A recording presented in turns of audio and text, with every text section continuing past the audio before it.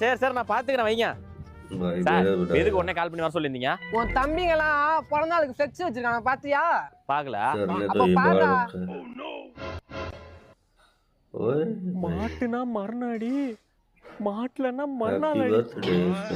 No என்னன்னா நீ படிக்கிற? மாட்டுனா மறுநாடி, மாட்டலன்னா மறுநாள் அடி.